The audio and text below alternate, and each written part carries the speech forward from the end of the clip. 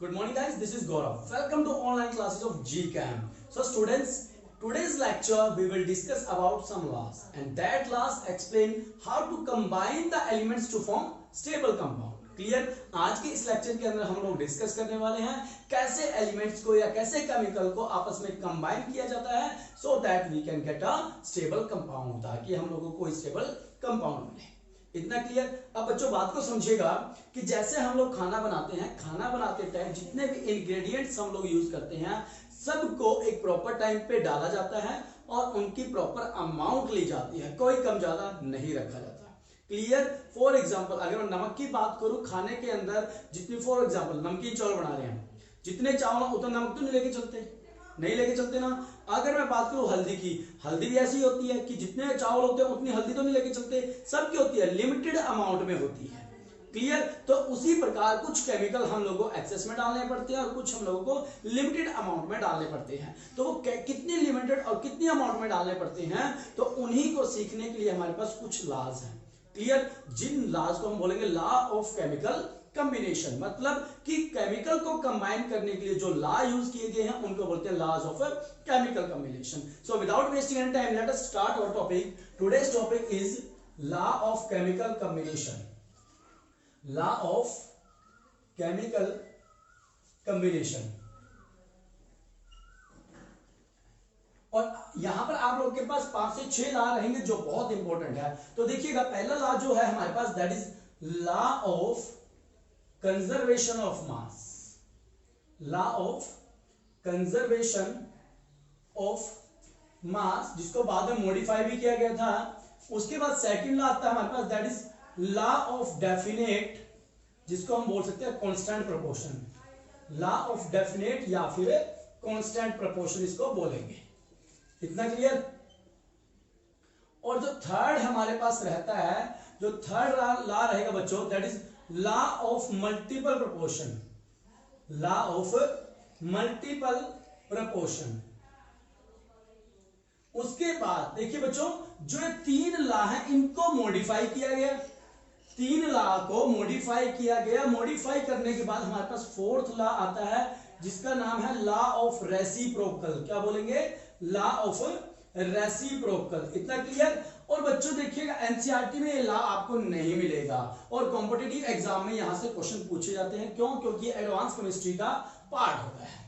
Clear? जो 5th number पे law आएगा वो स्पेशली गैसेस एटम के लिए होता है, दैट इज गे-लुसिक लॉ। क्या बोलेंगे? गे-लुसिक लॉ। इतना क्लियर हुआ? उसके बाद जो 6th नंबर पे लॉ आता है दैट इज एवोगैड्रो लॉ। क्या रहेगा? एवोगैड्रो लॉ, और या फिर हम उसको बोलेंगे एवोगैड्रो हाइपोथेसिस। क्या बोलेंगे? Avogadro hypothesis. एक्चुअली में बच्चों क्या हुआ था, यहां पर एवोगैड्रो का आर्गुमेंट हुआ था जॉन डल्टन के साथ, और उन्होंने बाद में जब अपना पेपर पब्लिश किया तो वहां से कुछ रिजल्ट निकल के आया और उसी रिजल्ट के बिहाफ पे इन्होंने एक लॉ दिया दैट इज एवोगैड्रो लॉ।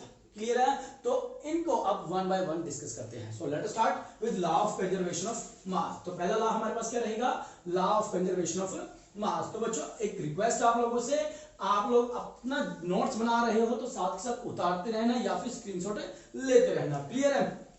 ताकि आप लोग के प्रॉपर नोट्स बन जाए। तो देखिएगा डेफिनेशन लिखिएगा लॉ ऑफ कंजर्वेशन ऑफ मास की। लिखेंगे इन all physical and chemical change. क्या बोलेंगे? कोई भी चेंज हो, चाहे आपका फिजिकल हो या फिर केमिकल चेंज हो, chemical change, in all physical and chemical change, clear, the mass या फिर लिखेंगे the total mass of the reactant, the total mass of the reactant of the reactant is equal, the total mass of the reactant is equal to the total mass of the product, is equal to the total mass of the product। Definition लिखने के बाद इसको समझते हैं बच्चों। क्या बोलता है? In all physical and chemical change the total mass of the reactant is equal to the total mass of the product. सबसे पहले तो 2 वर्ड समझिएगा, फिजिकल चेंज क्या है और केमिकल चेंज क्या बोलता है। जब भी कोई मैटर अपने एक स्टेट से दूसरी स्टेट में जाता है, for example solid to liquid और लिक्विड टू गैस, क्लियर, उस चेंज को हम लोग बोलेंगे फिजिकल चेंज, क्योंकि उसकी फिजिकल स्टेट में चेंज आता है तो इसलिए बोलेंगे फिजिकल चेंज, क्लियर। अगर किसी कंपाउंड या केमिकल के अंदर पुराने बॉन्ड टूटते हैं और नए बॉन्ड की फॉर्मेशन होती है, क्लियर है, आसानी से ढूंढ लोगे कि किस मॉलिक्यूल के अंदर या किस कंपाउंड के अंदर बॉन्ड टूटे हैं और नए बॉन्ड बने हैं, तो ऐसे चेंज को हम बोलेंगे केमिकल चेंज। क्या बोलेंगे? केमिकल चेंज, क्लियर है। In all physical and chemical change, चाहे कोई भी चेंज हुआ हो तो वहां पर क्या होगा, जो प्रोडक्ट मास होगा किसका, रिएक्टेंट का, the mass of the reactant is equal to the, जितना आपका रिएक्टेंट का मास होगा उतना ही किसका मास मिलेगा, प्रोडक्ट का मास मिलेगा। इतना क्लियर। तो एग्जांपल के साथ करते हैं, पहले हम लोग लेंगे फिजिकल चेंज का एग्जांपल लेते हैं, कैसे फिजिकल चेंज में दोनों का मास कांस्टेंट रहता है। फॉर एग्जांपल बच्चों हम लोगों ने क्या लिया, कोनिकल फ्लास्क ली, कोनिकल फ्लास्क में क्या किया हम लोगों ने, आइस क्यूब डाला, क्या डाला, आइस क्यूब डाला, और आइस क्यूब डालने के बाद इसको अच्छे से बंद कर दिया, क्लियर। और हम लोगों ने इसका वेट किया, वेट मान के चलो W1, W1 भी कितना, लेट अस सपोज 200 ग्राम, हम लोगों ने इसका वेट किया, क्या किया, वेट किया जब ये आइस की फॉर्म में था। फिर हम लोगों ने इसको हीट किया, क्या किया, इस कॉनिकल फ्लास्क को हीट किया, और हीट करने के बाद जितने भी आइस क्यूब थे that totally convert into water में चेंज हो गए, किसमें चेंज हो गए, वाटर में, क्लियर। और फिर हम लोगों ने इसका वेट किया, वेट को नाम दे दिया W2, और जब हम लोगों ने फाइनल प्रोडक्ट का वेट चेक किया दैट इज आल्सो 200 ग्राम। ये एक्सपेरिमेंट आप लोग घर पे भी कर सकते हो, क्लियर है। तो देखिए मैंने क्या किया, फिजिकल चेंज का बिल्कुल एग्जांपल है। यहाँ पर आइस क्यूब की जो स्टेट थी दैट इज सॉलिड, यहाँ पर जो आइस क्यूब था वो मेल्ट होकर क्या बन गया, वो लिक्विड में कन्वर्ट हो गया। इतना क्लियर। तो ये हम लोगों को हमारा जो लॉ है यहाँ पर सेटिस्फाइड होता है, दैट टेल्स अस कि the mass of the reactant is equal to the mass of the product. इतना क्लियर। तो देखिए अब एक और एग्जांपल लेके चलते हैं, that is chemical change example, इसको क्लियर कर दो ना, गुड। अब जो नेक्स्ट एग्जांपल है, अब देखिए बच्चों वो एक लैम्बोर्ट्स हमारे पास क्या होती है, ट्यूब होती है, उसके अंदर हम लोगों ने सेकंड एक्सपेरिमेंट करना, दैट इज केमिकल चेंज। क्या हुआ यहाँ पर, केमिकल चेंज का एग्जांपल लेके चलते हैं। लैम्बोर्ट्स जो हमारे पास ट्यूब होती है वो कुछ इस तरह की होती है, क्लियर। यहां पर मैंने क्या किया, यहां पर हम लोगों ने लिया NaCl, सोडियम क्लोराइड लिया, प्लस साथ में लिया AgNO3, सिल्वर नाइट्रेट, और जब इनकी रिएक्शन करवाई तो हमारे पास जो प्रोडक्ट मिलेगा that is AgCl plus sodium nitrate NaNO3, clear. और जब मैं चेक करूंगा कि जितना NaCl का मास होगा, AgNO3 का मास होगा, इन दोनों का जो सम होगा, क्लियर। फॉर एग्जाम्पल इन दोनों का सम कुछ भी आए, लेट सपोज इन दोनों का सम आया 100 ग्राम, वही हमारा किसका रिजल्ट होगा, वही हमारे प्रोडक्ट का रिजल्ट भी होगा, क्लियर। और यही ला, ये एग्जांपल भी हमारा क्या करता है, हमारे लॉ को सेटिस्फाइड करता है। इतना क्लियर ना। तो देखिए ये तो हमारे पास फिजिकल एंड केमिकल चेंज। उसके बाद कुछ लिमिटेशन निकल के आती है इसकी, क्या निकल के आती है, लिमिटेशन। और वो लिमिटेशन कौन दूर करता है, वो लिमिटेशन दूर करेगा एल्बर्ट आइंस्टीन।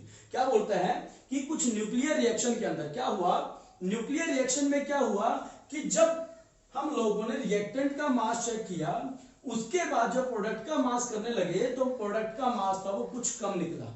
क्या आया, प्रोडक्ट का मास कुछ कम आया। फॉर एग्जांपल मैंने क्या किया, बोरोन लिया, बोरोन 510 प्लस जब ये नॉर्मल न्यूट्रॉन से टकराया और न्यूट्रॉन से स्ट्राइक करने के बाद it gives to us lithium.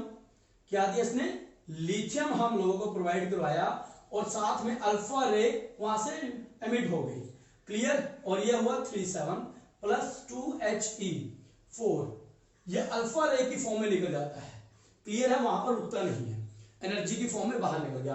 तो अब देखिएगा जो यहाँ का मास होगा दैट इज 11 ग्राम लिख सकते हैं इसको, 10 + 1 कितना हुआ 11, और यहाँ का मास इसको छोड़ दीजिए क्योंकि ये एनर्जी की फॉर्म में बाहर निकल गया, यहाँ का मास कितना निकला 7। तो ये ला यहाँ पर आने के बाद क्या हो गया, अनसेटिस्फाइड होगा। इतना क्लियर।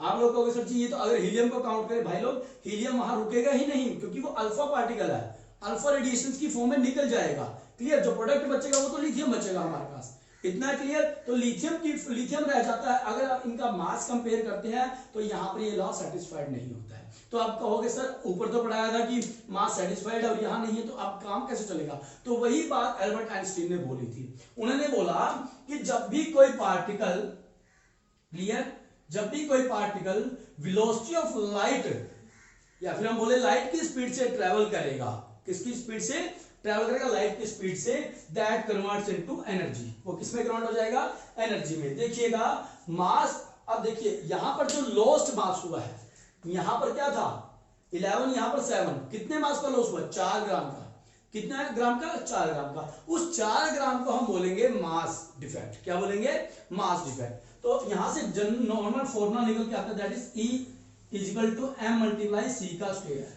ये m था, वही हमारा मास डिफेक्ट कहलाया, जो 4 ग्राम का हम लोगों ने बोरॉन वाले एग्जांपल में लॉस किया था। क्लियर। और c क्या होता है, वेलोसिटी ऑफ लाइट, क्या होता है बच्चों, velocity of light. Is it clear. और E हमारे पास होता है, दैट इज एनर्जी, क्या होता है, ये एनर्जी रहता है। बताओ इतना क्लियर हुआ कि नहीं हुआ, समझ आया।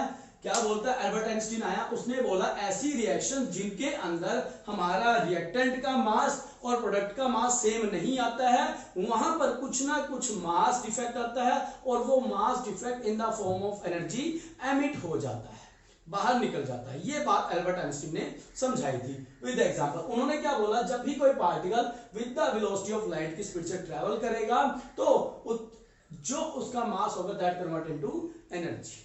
इतना क्लियर। जो पार्टिकल है, पार्टिकल अगर कोई भी पार्टिकल लाइट की वेलोसिटी से ट्रेवल करता है, तो उस पार्टिकल का जो मास होगा वो एनर्जी में कन्वर्ट हो जाएगा, और हम लोगों को ये इक्वेशन उन्होंने बताई थी। इतना क्लियर। तो उन्होंने इस इक्वेशन को मॉडिफाई करते, जो डेफिनेशन थी लॉ ऑफ कंजर्वेशन ऑफ मास की, इसको मॉडिफाई करके बना दिया law of conservation of mass and energy. अब क्या लिखा है, law of conservation of mass and energy. देखिए क्या बोलता है डेफिनेशन। अब इस डेफिनेशन को मॉडिफाई कर दिया, law of conservation of mass and energy यहां पर लिख दिया। बाकी डेफिनेशन सेम रहेगी, डेफिनेशन लिखेंगे। क्या बोलता है, mass and energy, mass and energy are interconvertible. क्या बोलेगा, मास और जो एनर्जी होती है वो इंटर कन्वर्टिबल होती है बच्चों। क्लियर। आगे बोलते हैं, इन all physical and chemical change, in all physical and chemical change the mass and energy, the mass and energy remain constant। जो मास होगा और एनर्जी होगी वो क्या रहेगी, कांस्टेंट रहने वाली है। बताओ इतना क्लियर हुआ ना सबके। रिपीट करते हैं। एल्बर्ट आइंस्टीन ने क्या बोला कि मास एंड एनर्जी वो इंटर कन्वर्टिबल होती है। किसी भी कोई भी चेंज हो, चाहे फिजिकल चेंज हो चाहे वो केमिकल चेंज हो, दोनों ही चेंज के अंदर क्या बोलता है कि जो मास होगा और एनर्जी होगा पूरे सिस्टम का वो कांस्टेंट रहेगा, चाहे रिएक्टेंट का हो चाहे प्रोडक्ट का हो, सेम रहने वाला है। इतना क्लियर। तो ये था हमारे पास law of conservation of mass and energy. So on the behalf of this law let us discuss a question. अब यहां पर हम एक क्वेश्चन करने वाले हैं। क्वेश्चन में क्या बोलता है, देखिएगा, इसको क्लीन कर दो ना। क्या बोलता है कि हमारे पास है, क्वेश्चन लिखेंगे, on the behalf of this law let us take an example, numerical example. Right here 4.90 gram of potassium chlorate KClO3 is heated and produce। हम लोगों ने क्या लिया, पोटेशियम क्लोरेट लिया 4.90 ग्राम और उसको हीट किया and produce 1.92 gram of oxygen. कितना ऑक्सीजन प्रोड्यूस किया, 1.92 ग्राम ऑक्सीजन प्रोड्यूस किया। इतना क्लियर। और उसके बाद बोलता है and the residue left behind, and the residue left behind, जो बाकी पार्ट पीछे बच जाता है वो क्या होगा, लेफ्ट बिहाइंड, वो है 2.96 ग्राम। क्लियर। उसके बाद बोलता है show that this experiment proves the law. Clear है। उसके बाद बोलता है कि बताइए कि जो ये एक्सपेरिमेंट आप लोगों ने किया है क्या ये हमारे लॉ को सेटिस्फाइड करता है कि नहीं करता है। तो सॉल्यूशन देखिएगा बच्चों, इसका लॉ क्या बोलता है कि जो रिएक्टेंट का मास होगा, लॉ क्या बोलता है, जो रिएक्टेंट का मास होगा वही मास किसका होना चाहिए, प्रोडक्ट का होना चाहिए। इतना क्लियर? जो मास होगा रिएक्टेंट का that is equal to product, ये हमारा लाभ होता है। तो देखिए रिएक्टेंट का मास कितना था 4.90, क्लियर। प्रोडक्ट का मास क्या आया, एक आया 1.92 प्लस सेकंड था 2.96। इन दोनों को अगर मैं सम करता हूं तो कितना आएगा 8 9 और 4.88 और हमारे पास मास कितना आया रिएक्टेंट का 4.90। जब 4 रिएक्टेंट के अंदर से मैं प्रोडक्ट का मास निकालता हूं, किसका मास, प्रोडक्ट का, जिसको मैं डेल्टा एम से रिप्रेजेंट करूंगा। और ये डेल्टा एम क्या होता है, मास डिफेक्ट होता है। क्या होता है बच्चों, मास डिफेक्ट होता है। तो मेरे पास क्या आएगा 4.90 minus 4.88 that is equal to 0. ये आएगा 0.02। क्लियर? कितना है बच्चों, हमारे पास जो डेल्टा एम की वैल्यू आई है वो आई है 0.02। एक बात देखिएगा दोस्तों कि जब भी हम लोग प्रैक्टिकली एक्सपेरिमेंट करते हैं बहुत कम चांस होता है कि आप लोग का जो रिएक्टेंट का मास आएगा वही मास प्रोडक्ट का आएगा। क्लियर है? कुछ प्रोडक्ट हमारा है जो हम लोग एपरेटस यूज करते हैं उनको लगाया जाता है, इसलिए उसके वेट में वेरिएशन आती है। तो इतना वेरिएशन चलेगा और इस वेरिएशन को या इस डिफेक्ट को हम बोलते हैं एक्सपेरिमेंटल एरर। क्या बोलेंगे? एक्सपेरिमेंटल एरर का मतलब होता है एक्सपेरिमेंट करते टाइम जो हमसे गलतियां हुई हैं उसके कारण इतना जो मास था वो हम लोगों ने कहीं लॉस्ट कर दिया है। इतना क्लियर? तो ये था हमारे पास लॉ ऑफ केमिकल कॉम्बिनेशन का पहला लॉ, जिसका नाम था law of conservation of mass and energy. दोनों के डेफिनेशन अलग अलग है बच्चों। लॉ ऑफ कंजर्वेशन ऑफ मास अगर पूछता है तो प्रॉपर मास की डेफिनेशन दीजिएगा। अगर law of conservation of mass and energy की डेफिनेशन पूछते हैं तो वो law of conservation of mass and energy की डेफिनेशन दीजिएगा। देखिए law of conservation of mass and energy Albert Einstein ने दिया था और लॉ ऑफ कंजर्वेशन ऑफ मास है वो एंटोनी लैवोसियर ने दिया था। किसने दिया था बच्चों? एंटोनी लैवोसियर ने दिया था। इतना ध्यान रखिएगा 1974 के सॉरी वो सन इसका जो मुझे याद नहीं है इसके आसपास ही दिया था। इतना क्लियर? तो ये था हमारे पास law of conservation of mass. उसके बाद जो सेकंड लॉ आता है that is law of definite proportion या फिर लॉ ऑफ कांस्टेंट प्रोपोर्शन जिसको हम लोग बोलते हैं। क्लियर है? अब उस सेकंड लॉ के बारे में लिखिए। जो लॉ सेकंड लॉ दिया था हमारा J.L. प्राउस्ट ने। किसने दिया था बच्चों? J.L. प्राउस्ट ने हमारे सेकंड लॉ को दिया था। तो सेकंड लॉ आएगा हमारे पास लॉ ऑफ कांस्टेंट और जिसको हम बोलेंगे डेफिनेट प्रोपोर्शन। क्या बोलेंगे? Definite proportion. इतना क्लियर है? अब इसकी डेफिनेशन लिखिएगा। सबसे पहले किसने दिया था? Given by J.L. प्राउस्ट। बच्चों नाम मुझे ध्यान नहीं, पता GL है या JL है, जो भी होगा आप लोग एक बार चेक कर लीजिएगा। तो डेफिनेशन लिखिएगा इसकी। डेफिनेशन में क्या बोलता है? देखिए डेफिनेशन क्या बोलता है, a chemical compound is always found to be made up of same element, clear, combined together in a same fixed proportion by weight. पहले डेफिनेशन को लिखिएगा, a compound is always found to be made up of same element, made up of same element combined together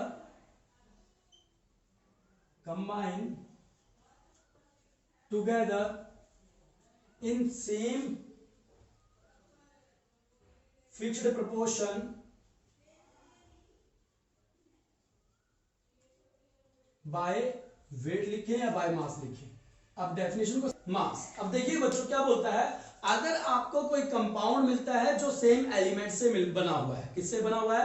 same element से मिलकर बना हुआ है, तो उसका हमेशा ही जो प्रोपोर्शन होगा, जो उसकी अमाउंट होगी वो क्या होगी? फिक्स होगी। मैं रिपीट कर रहा हूं, डेफिनेशन थोड़ा पजल करने वाली है, ध्यान से समझिएगा। अगर कोई कंपाउंड दो या दो से ज्यादा एलिमेंट से मिलकर बना है और वो कहीं से भी आप उस कंपाउंड को ला रहे हो और वो उन्हीं एटम से मिलकर बना है, सेम एलिमेंट से मिलकर बना है, तो उनका मास हमेशा क्या होगा? फिक्स होगा, सेम प्रोपोर्शन में होगा। देखिए मैं एक कंपाउंड चुना, मैंने क्या? वाटर का मॉलिक्यूल लिया। ये वाटर का मॉलिक्यूल मैं अपने घर से लेके आया, मैंने होम से लिया, क्लियर।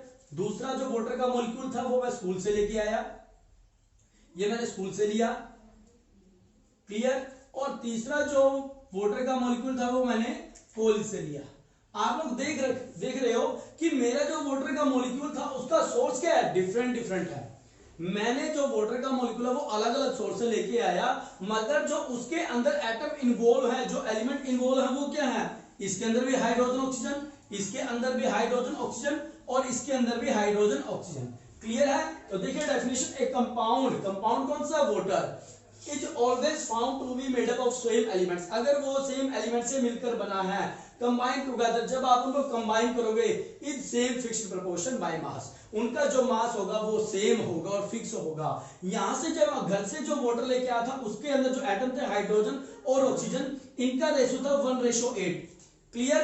अब क्या होगा, स्कूल से आया उसके अंदर भी रेशियो क्या होगा, 1:8। ऐसे ही क्या होगा, 1:8 यहां पर होगा। क्लियर है।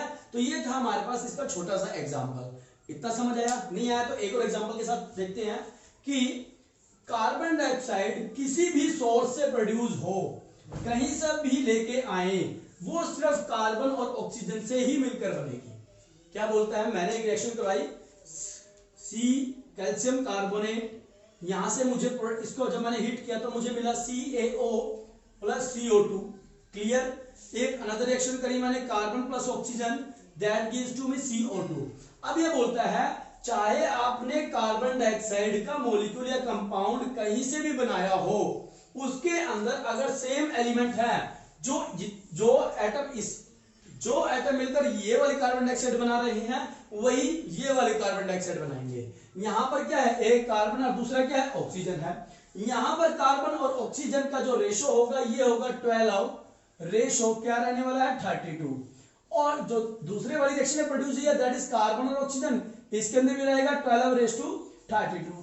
तो इनका रेशो यही रहेगा, इसके अलावा कुछ नहीं रहेगा। फर्दर सोल्व कर सकते हो, ये रहेगा 3:8। यहां पर भी क्या रहेगा, 3:8।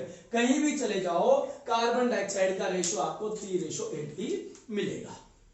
इतना क्लियर। बात देखिएगा बच्चों, ये थे हमारे दो लॉज। फर्स्ट लॉ क्या था, law of conservation of mass and energy, second था लॉ ऑफ डेफिनेट प्रोपोर्शन, और इनके हम लोगों ने दो एग्जांपल की है। क्लियर है।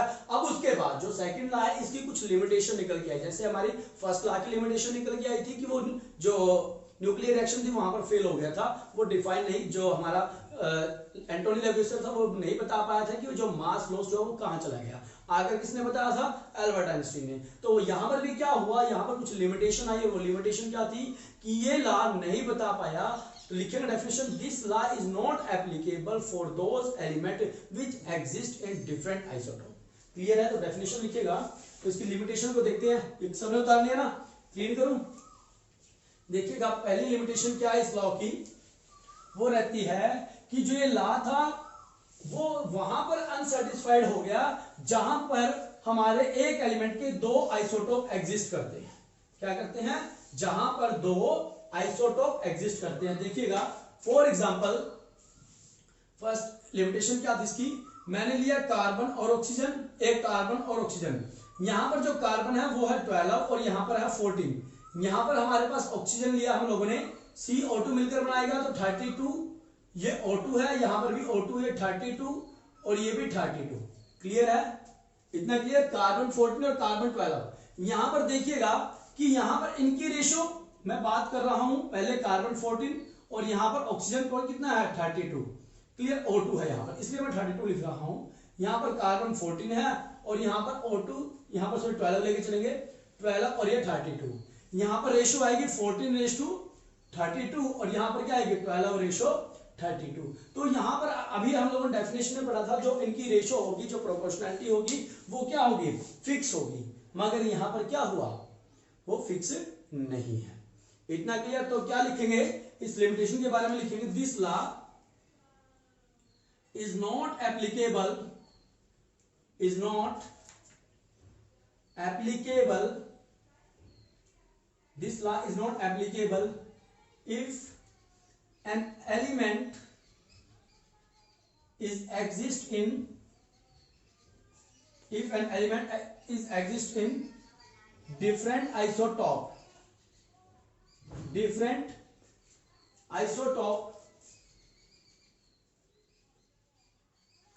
which may be involved in the formation of compound, which may be involved in the formation of a compound। बताइए इतना समझ आया? शाबाश। क्या बोलता है कि ये लॉ वहां पर एप्लीकेबल नहीं होता यदि कोई एलिमेंट डिफरेंट आइसोटॉपिक फॉर्म में एग्जिस्ट कर रहा है और जिनके मिलने से क्या बन रहा है, कोई कंपाउंड बन रहा है। क्लियर है? वहां पर ये लॉ क्या हो जाता है, फेल हो जाता है। इतना क्लियर? अब देखिएगा सेकंड लिमिटेशन क्या आई। सेकंड लिमिटेशन में बोलता है अगर कोई एलिमेंट जिसकी रेशो तो सेम है, क्या है, जिसकी रेशो तो सेम है, उससे जो मिलने वाला कंपाउंड होगा वो सेम नहीं होता या नहीं हो सकता। तो ये ऐसा कुछ बोलता है। देखिएंगे लॉ को। सेकंड लॉ में हम लोगों ने 3 एटम लिए, कार्बन, हाइड्रोजन, ऑक्सीजन। कार्बन का मास 12, 1 और ये क्या होता है 16 हम लोगों ने लेके चले। इनका रेशो क्या होता है, सेम है। क्या है, सेम। मैंने कोई दूसरा लिया, carbon, hydrogen, oxygen. Clear? Example लेता हूं, CH3 CH2OH, ये इसके अंदर रेशो है, और दूसरी रेशो है CH3 और CH3। तो यहां पर भी रेशो क्या है, 12 रेशो 1 रेशो 16। अब देखिएगा इसकी लिमिटेशन को थोड़ा समझते हैं। इसने बोला था कि अगर कोई एलिमेंट हम लोग लेके चले जिनका रेशो सेम है तो उनका कंपाउंड भी सेम होगा, मगर यहां पर ऐसा कुछ नहीं हुआ। हम लोगों ने इधर कार्बन, हाइड्रोजन, ऑक्सीजन लिया और इधर भी लिया, इनका रेशो भी सेम है, मगर इनसे मिलने वाले कंपाउंड क्या हो गए, डिफरेंट हो गए। यहां पर भी ये लॉ फेल हो जाता है। क्लियर है? तो ये जब बच्चों हमारा second law of definite proportion और लॉ ऑफ कांस्टेंट प्रोपोर्शन। तो इसी के बेस पे एक छोटा सा न्यूमेरिकल करते हैं। न्यूमेरिकल क्या है बच्चों, देखिएगा। न्यूमेरिकल में क्या बोलता है, 6.48। तो देखिएगा बच्चों हमारे पास क्वेश्चन क्या है। क्वेश्चन में बोलता है 6.48 ग्राम ऑफ लेड। हम लोगों ने 6.48 ग्राम लेड लिया, जो जिसको डायरेक्टली कंबाइन करवाया ऑक्सीजन के साथ, और ऑक्सीजन की अमाउंट कितनी ली, 1.002 ग्राम ली। क्लियर है? और उसने क्या बनाया, लेड ऑक्साइड बनाया। इतना क्लियर?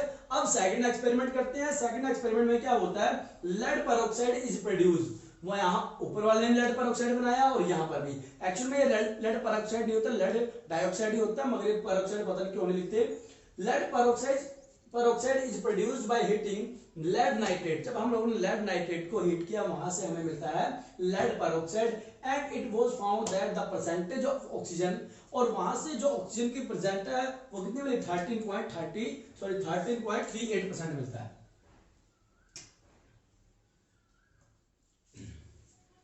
देखिए बच्चों सॉल्यूशन क्या है इसका।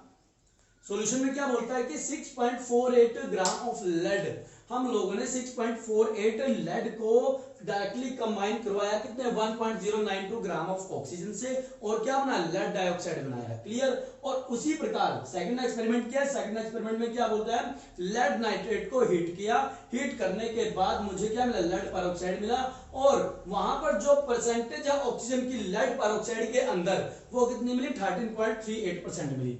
देखिएगा यहां पर बोलता है कि 6.48 ग्राम लेड को कंबाइन करवाया किससे, 1.002 ग्राम ऑफ ऑक्सीजन से। इतना क्लियर? तो इसको सॉल्व करने के बाद हमारे पास क्या आएगा, ये आने वाला 7.489, क्या बोलता है 7.42 ग्राम हमारे पास क्या आया, ये हमारे पास आता है लेड ऑक्साइड। क्या मिल के आया, देखिए ये लेड था, ये ऑक्सीजन था, और इन्होंने मिलकर क्या बनाया, लेड ऑक्साइड बनाया। इतना क्लियर? उसके बाद कहता है कि हमारे पास जो 7.482 ग्राम है कंटेन, इसको लिखेंगे लेड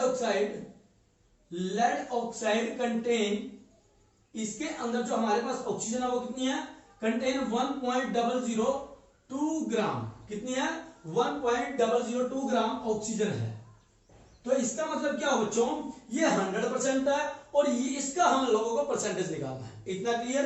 तो इसका परसेंटेज कैसे निकालेंगे, कहता है 1.002 आउट ऑफ 7.482 मल्टीप्लाई करेंगे 100, तो ये आएगा हमारे पास 13.38%।